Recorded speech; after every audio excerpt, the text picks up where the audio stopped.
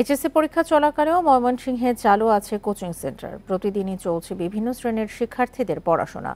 নগরের কোচিং পাড়া হিসেবে পরিচিত কয়েকটি সড়কে নজরদারি কম। তবে জেলা প্রশাসন দাবি করেছে মন্ত্রণালয়ের নির্দেশনা বাস্তবায়নে ভ্রাম্যমাণ আদালত পরিচালনা করা হচ্ছে। এখন জন্ম সনদ দিয়ে খোলো বিকাশ স্টুডেন্ট অ্যাকাউন্ট। নিজের বিকাশ নিজে কর।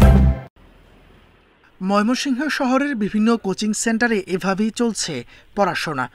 বিশেষ করে নগরীর কোচিং পাড়া হিসেবে পরিচিত বাউন্ডারি রোড, নাহা রোড ও জিলা স্কুল সড়কের কোচিংগুলোয় নজরদারি খুব একটা নেই।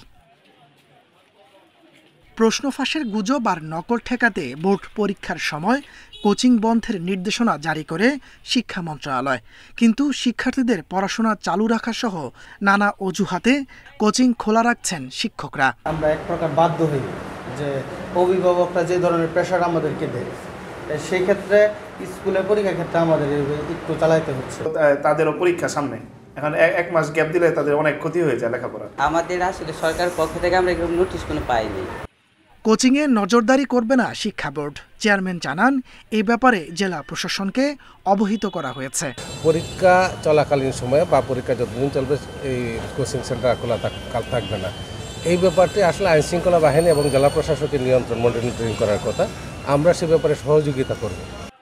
জেলা প্রশাসনের দাবি, কোচিং বন্ধ রাখা সহ বিভিন্ন বিষয় তদারকিতে নিয়মিত ভ্রাম্যমাণ আদালত পরিচালনা হচ্ছে।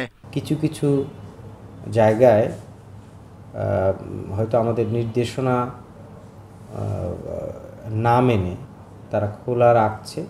তো আমরা প্রতিদিন সকালে এবং বিকেলে দুইবার আমরা এক্সিকিউটিভ ম্যাজিস্ট্রেটের নেতৃত্বে আমরা অভিযান পরিচালনা করছি।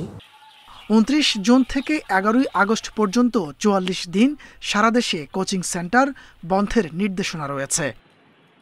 Independent news.